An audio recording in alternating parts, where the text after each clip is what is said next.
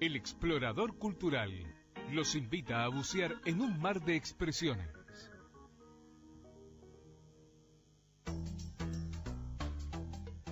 Uno de los objetivos del explorador desde sus comienzos ha sido la de difundir las expresiones artísticas y reflexionar además acerca de las problemáticas de nuestra cultura. Hoy nos vamos a ocupar de las industrias del derecho de autor, que están compuestas por autores, artistas y otros creadores de obras literarias y artísticas, tales como libros, periódicos, música, material gráfico y también películas. También empresas que invierten en la producción, reproducción, comercialización y distribución de estas creaciones. Son industrias que además contribuyen de manera importante al PBI de los países desarrollados.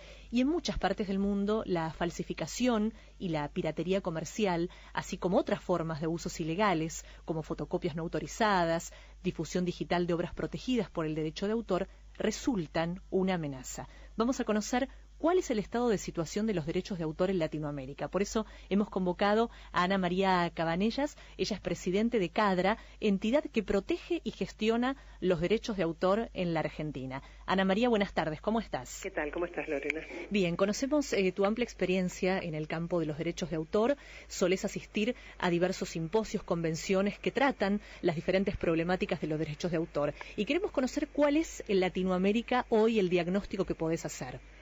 Bueno, Latinoamérica está inserta en el mundo, así que creo que pasa lo mismo que en todos lados. Hay una necesidad por tener más y más contenidos y hay una creencia de que esos contenidos deben ser gratuitos. Y eso no es la realidad, o sea, se está confundiendo libre acceso a los contenidos con que los contenidos sean gratuitos. Free es la palabra en inglés, free access es una cosa y free de gratis es otra cosa. Bien. Y bueno, eso es una situación lamentable porque creo que tanto los autores como los editores tienen derecho a una retribución por su trabajo. Claro. ¿Y cuál es, Ana María, el sector que se encuentra más fuertemente en este tiempo amenazado? Bueno, hemos visto lo que ha pasado con la música y cómo la música ha reaccionado poniendo a disposición del público su música a precios accesibles y de una manera muy simple. Claro, cuando se puso este precio de $1 una canción, se creyó que estaba bien y que en el futuro ese precio se podría cambiar, pero es muy difícil cambiarlo, entonces se han quedado estancados en eso, pero la música tiene otras formas de retribución por medio de conciertos, etcétera, no solamente por la venta de cada una de las partituras o músicas que se hacen. Bien. Después tenemos los videos, la televisión, todo eso, que también está muy copiado y está muy castigado últimamente, y vemos como las salas de cine se cierran o se hacen salas más pequeñas. Y por otro lado tenemos el libro, el cual se ha tomado esta costumbre de que como solamente se utiliza un fragmento de la obra, no se utiliza la obra en su totalidad, se cree que ese fragmento de la obra se puede utilizar sin pagar por el libro completo. Y está bien, nosotros lo que hacemos es eso. En todos los países de Latinoamérica hay una entidad de gestión de derechos reprográficos y facilitamos el acceso a esa información de manera fácil y a un precio que sea accesible al público consumidor, al estudiante o al lector o a quien sea que necesita solamente una parte de la obra. Bien. Y cuando necesitan la obra completa, bueno, está la librería con el libro completo. ¿Y cómo trabajan, Ana María, las diferentes cámaras, entidades que seguramente regulan, supervisan y hasta pueden llegar a sancionar? Lo pregunto porque lo desconozco, cuando se violan los derechos de autor. ¿Cómo se trabaja? Bueno, no somos nosotros los que sancionamos, nosotros podemos denunciar ante la justicia y es la justicia la que tiene que actuar, pero nuestro límite es la denuncia, sí. No podemos ir más allá. Y además nosotros protegemos, si bien tratamos de proteger el derecho de autor de los autores y de los editores en su totalidad, nosotros en realidad solamente podemos hacerlo y podemos ceder o poner al alcance del público solamente los derechos de aquellos que nos lo han cedido expresamente. Nosotros necesitamos el consenso del autor y del editor. Una vez que tenemos el consenso del autor y del editor, sí podemos actuar ante la justicia y sí podemos ofrecerlo al público para que tenga acceso. ¿Y hacen un seguimiento de qué sucede una vez que determinada entidad, persona, empresa es sancionada por violar los derechos de autor? ¿Vuelve a repetirse el hecho? ¿La sanción se hace efectiva? ¿Cuál es el estado de situación? Bueno, muchas veces se vuelve a repetir el hecho, pero en general tratamos de no llegar a ni siquiera a la denuncia. Cuando nosotros vemos una casa de fotocopias, tratamos de convencerlos de que se asocien a nosotros y de que salgan de este estado de ilegitimidad en que se encuentran, porque creemos que eso es mejor para todos, porque le estamos dando acceso a todos a que de una forma legal tengan o puedan utilizar esos contenidos. Claro. Y esa es en realidad nuestra función, ser facilitadores entre los usuarios y los propietarios. Y en las universidades públicas, ¿cómo se maneja el tema justamente que usted citó de las fotocopias, ¿no? Donde no hay muchas veces la posibilidad de comprar tanta cantidad de libros para cursar una licenciatura? Bueno, justamente la Universidad de Buenos Aires hizo un acuerdo con nosotros hace un tiempo y la Universidad de Buenos Aires abona una cantidad, una suma de dinero por cada alumno por año. Y entonces eso permite que en las casas de fotocopias autorizadas por la universidad o que dependen de la universidad, los alumnos puedan hacer uso de nuestro catálogo. No de todos los libros, no se pueden fotocopiar todos los libros, solamente aquellos que están adentro de nuestro catálogo. Pero nuestro catálogo es muy amplio, porque no solamente lleva los libros de los autores y editores argentinos que han suscrito un acuerdo con nosotros, sino también los de los autores y editores internacionales que han suscrito acuerdos con nosotros. Creo que eso es muy importante, porque nosotros tenemos, por ejemplo, acuerdos con Estados Unidos, con Inglaterra, con Alemania, no solamente con los principales países del mundo, con países tan pequeños como Malawi en África, que nos permite ofrecer esos catálogos también a quienes los necesitan. Ahora, en Latinoamérica, ¿qué país no está cumpliendo como corresponde con la protección de sus derechos de autor? ¿Qué país está más fuertemente amenazado en la región? Bueno, nosotros estamos muy fuertes, nuestra entidad de gestión está funcionando, gracias a Dios, muy bien y muy correctamente.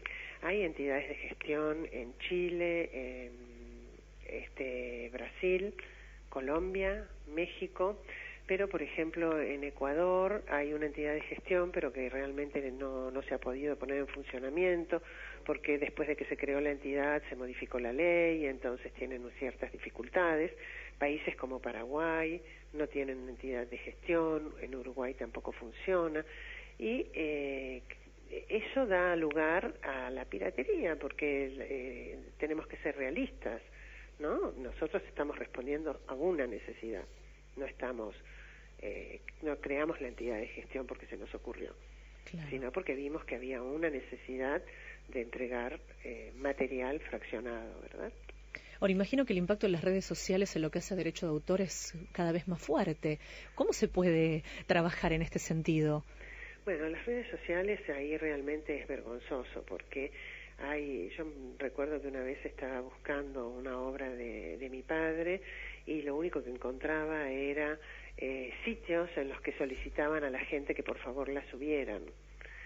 Hay muchos sitios en los que se ofrece material teóricamente gratuitamente, pero la gratuidad no existe porque esos sitios viven de la publicidad. Claro. Y muchas veces hay que llamar la atención porque hay entidades públicas, gobiernos, que tienen publicidad en esos sitios sin darse cuenta que están promocionando el uso ilegal de los contenidos.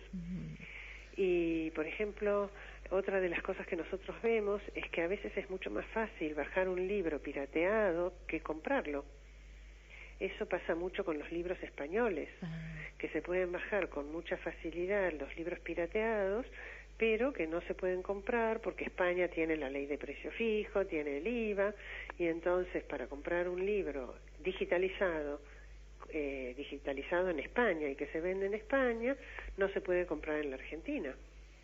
y que bueno, eso simplemente lo que hace es promover que haya más piratería. Entiendo. Pero los sitios piratas no son gratuitos. Uno teóricamente baja los libros gratuitamente, en algunos, en otros tiene que subir otro libro como compensación, pero siempre va a haber publicidad, que es de lo que realmente viven estos sitios. Bien. Quisiera rescatar un acuerdo que han logrado que permite un mayor acceso a los textos impresos por parte de las personas con discapacidad visual. Realmente me sorprendió conocer que tan solo entre el 1 y 7% de los libros que se producen tienen formatos aptos para personas con dificultades visuales. Sí, el Tratado de Marrakech. El Tratado de Marrakech empezó a discutirse por ahí por el año 2007-2008. Yo en ese momento era presidenta de la Unión Internacional de Editores y vinieron a visitarme de la Asociación Internacional de Invidentes, de Ciegos, y me acuerdo que ellos decían algo que a mí me impresionó mucho, y en lo que uno no piensa, uno no lo piensa hasta que no lo escucha o alguien se lo dice, y es, nosotros queremos leer el libro el día que sale. Cuando sale un libro de Ken Follett, y era el ejemplo que él usaba, yo no quiero esperar un año para poderlo leer. Por supuesto. Yo quiero leerlo el mismo día que lo lees vos. Nosotros desde la Unión Internacional de Editores, a la cual yo sigo perteneciendo, estamos promoviendo que todas las editoriales utilicen un sistema de digitalización que permite que el libro sea escuchado, pero que sea escuchado no con esa voz metálica que tiene Amazon. Vos sabés que en el Kindle de Amazon la mayoría de los libros se pueden escuchar. Sí. Y uno está leyendo y va por la página, no sé, 125 y se sube al auto y se pone los auriculares y lo sigue escuchando. Y yo me acuerdo que cuando yo sugería que eso podía hacerse nos parecía que estábamos todos locos, pero hoy es una realidad. Pero la voz es muy metálica, prácticamente no hace pausas, no está realmente preparado, salvo que sea un libro audiobook, un libro claro.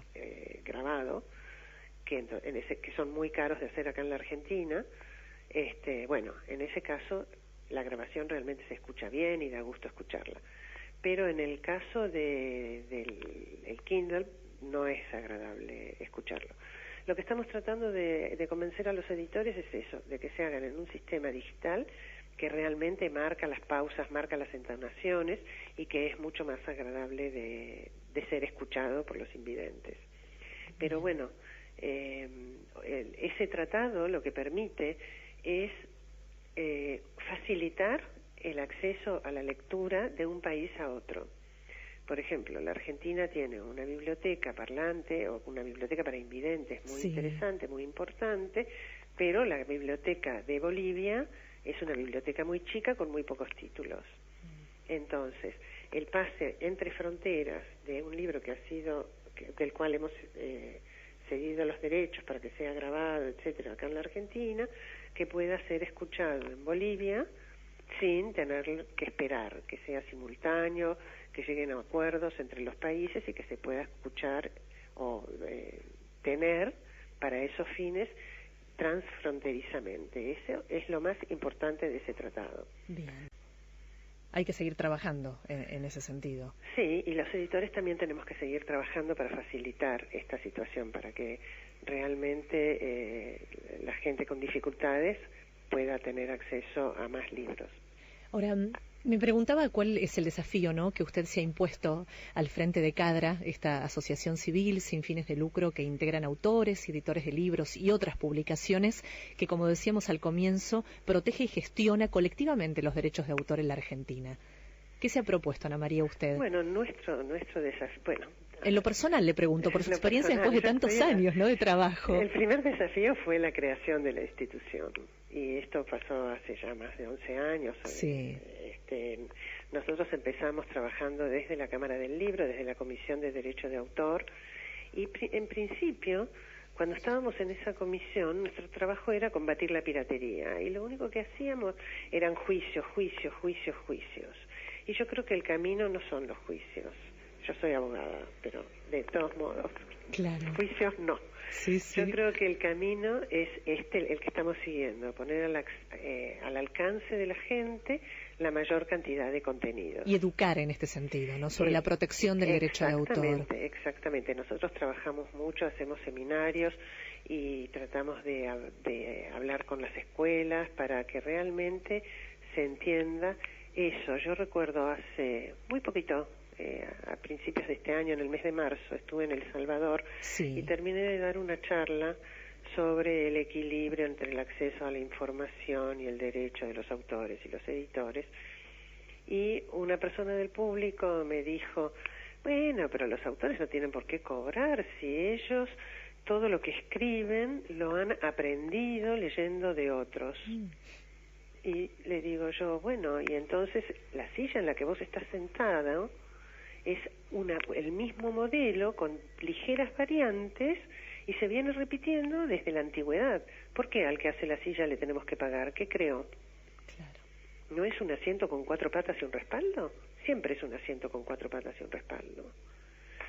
Y no le gustó, pero esa es la realidad. Todos tenemos derecho a vivir de nuestro trabajo y todos aportamos algo, cambiamos algo, mejoramos algo.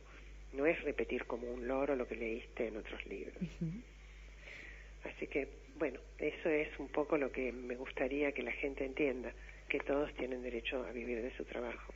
Finalmente, Ana María, ¿hay alguna web que pueda servir para nuestros exploradores para informarse, consultar, investigar, explorar sobre los derechos de autor? Sí, bueno, Cadra tiene su web donde nosotros, que es www.cadra.org.ar, donde nosotros tenemos ahí la legislación y muchísima información. Pero una de las webs muy interesante es la de la Organización Mundial de la Propiedad Intelectual, OMPI. Debe ser www.ompi.org, y ahí se puede aprender muchísimo, pero muchísimo. De hecho, es una de las webs que yo consulto mucho antes de dar una conferencia, porque tiene una manera llana, clara, de explicar todos los temas de derecho de autor. Sería ompi.org. OMPI, Organización Mundial de la Propiedad Intelectual. Bien. O WIPO por sus siglas en inglés, WIPO. Clarísimo. Mi padre era un abogado laboralista, se especializaba en derecho del trabajo, y mi hermano se especializa en derecho económico empresarial, y ambos escribían. Mi padre falleció, mi hermano escribe, y lógicamente uno ha visto, ¿no?, lo que cuesta escribir un libro, que no se hace de la noche a la mañana, lo que hay que estudiar, lo que hay que trabajar para llegar a terminar un libro. Y entonces cuando uno entra en internet y pone Cabanellas y ve que las obras han sido subidas así, montones y montones en montones de sitios, y que prácticamente se le hace a uno imposible pelear para que las bajen y qué sé yo, realmente le duele, porque es un trabajo no remunerado finalmente. Ana María Cabanellas, como presidenta de CADRA, esta entidad que protege y gestiona los derechos de autor en la Argentina, le agradecemos infinitamente este recorrido al que nos invitó y nos ha puesto en conocimiento de en qué estado de situación estamos, ¿no?, en la Argentina y en otros países del mundo y de la región también. Bueno, muchísimas gracias. Gracias Ojalá sea a usted. útil. Claro que sí.